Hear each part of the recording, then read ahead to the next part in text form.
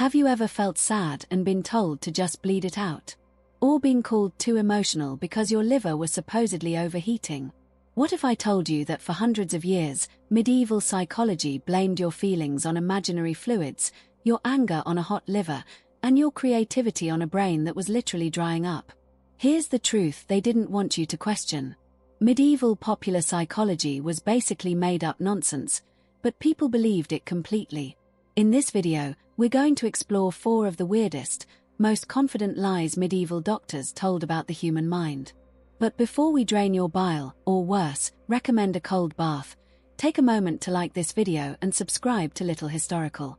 It tells YouTube you're curious about the past, and honestly, that's healthier than anything a medieval physician ever prescribed. Now, let's uncover the nonsense. You have never felt sadness. Not really. Not the way medieval medicine understood it. To them, your grief was not a memory, not a loss, not the quiet weight of a life that had gone wrong. It was a substance. Cold, dark, slippery, and it lived inside you like a secret you could not name. They called it black bile, and they believed it moved through your body the way regret moves through a sleepless mind, slowly, without permission, pooling in places you did not want to look. If you found yourself staring at the fire too long, if your breath came heavy for no reason, if you woke before dawn and could not remember why, they did not offer comfort. They offered diagnosis. You were full of something that should not be there. And the only honest question was not why you felt this way, but how much of the dark fluid had already settled into your bones.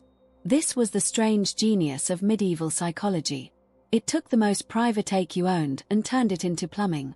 Your despair was not a wound. It was a leak. And leaks could be drained. But here is where the story turns intimate, almost forbidden. To remove the black bile, they had to enter you. Not your thoughts, your body. The treatments required exposure, submission, a surrender of the skin.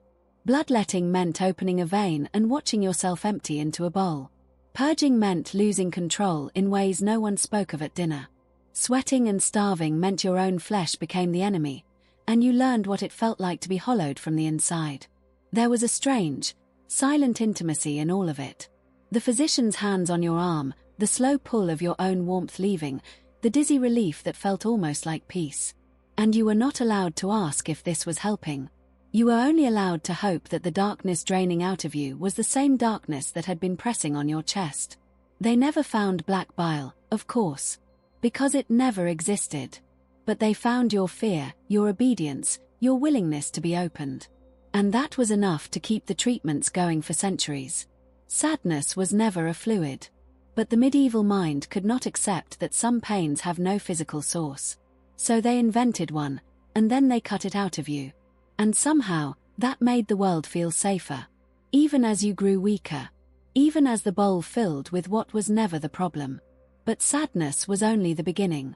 Because if black bile explained your quiet despair, then another fluid, hotter, faster, far more dangerous, was waiting to explain your anger. And that story begins with a liver on fire. And that story begins with a liver on fire. Not metaphorically. Medieval psychology believed your anger lived in your liver the way smoke lives inside a damp log, coiled, waiting, one spark away from rage. They called it yellow bile, hot and dry, and they said it was produced by the organ that sat just below your ribs, hidden and secret, like a second heart that beat only when you lost control.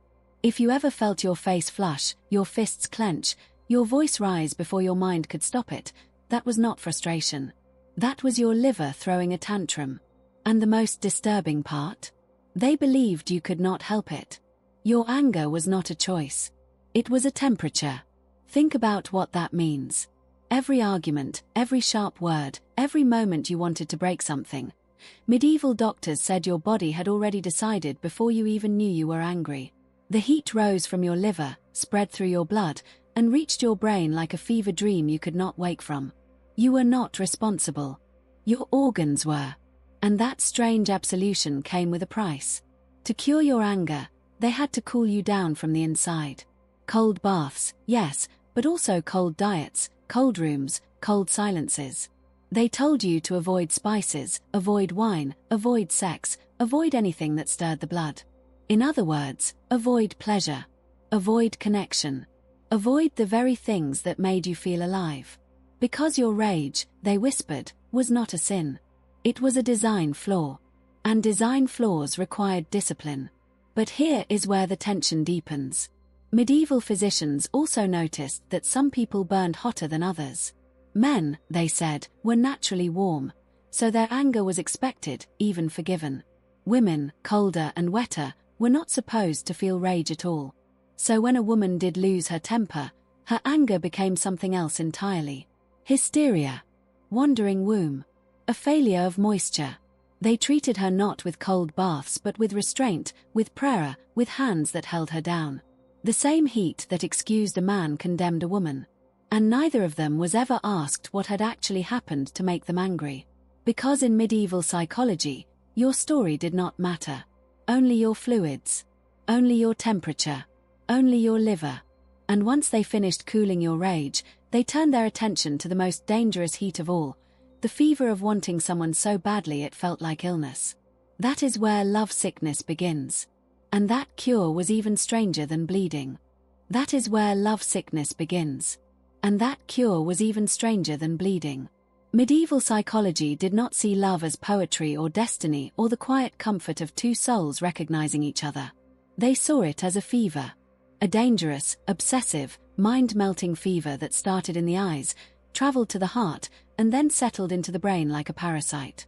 If you found yourself unable to eat, unable to sleep, unable to stop thinking about one specific face, one voice, one accidental brush of fingers, they did not call it romance. They called it a medical emergency. And the most unsettling part, they believed the cure was not togetherness. It was separation. Cold, absolute, heartbreaking separation. Think about what that means. You are lying awake, your chest tight, your breath shallow, your mind replaying the same moment over and over until it loses shape and becomes something closer to hunger. Medieval doctors would look at you and say your heart has overheated. Your vital spirits are racing. Your brain has dried out from too much wanting. And then they would reach for a bowl and a blade. Bloodletting for love. They would drain you to cool you. They would starve you to weaken the passion. They would forbid you from ever seeing the person who caused this sickness, because exposure, they believed, would only feed the flame. So you would lie there, emptied and alone, while your body healed from the treatment and your heart healed from nothing. But here is where the story becomes almost unbearably intimate. Medieval physicians knew that lovesickness mimicked death. The pallor, the sighing, the way you stopped caring about food or work or anything except the object of your desire. They wrote about patients who wasted away, who spoke in riddles, who laughed and wept in the same breath. And they admitted, in quiet passages of their medical texts, that the only true cure was the one they could not prescribe: possession. To have the beloved. To touch skin. To satisfy the hunger. But that was forbidden, of course. So instead they offered marriage as containment, or travel as distraction, or prayer as suppression. They treated wanting like a wound that could only heal if you stopped touching it. And they never once asked if the wanting was wrong, or if the fever was actually the most honest thing your body had ever told you. Love sickness was never a disease. It was desire dressed up in medical language because medieval society could not admit that wanting someone could be healthy. So they pathologized passion, drained the lovesick, and called it science. But the fever always returned. Because you cannot bleed out longing. And once they failed to cure love, they turned their attention to the deepest fear of all, the mind that breaks for no visible reason. That is where mental illness became sin. And that story has no gentle ending. And that story has no gentle ending. Medieval psychology saved its darkest certainty for the mind that unraveled without warning. If you heard voices no one else heard, if you withdrew from daylight and conversation, if you rocked in place or spoke in fragments or forgot to eat until your ribs showed, they did not ask what had happened to you. They asked what you had done. Mental illness was not a condition.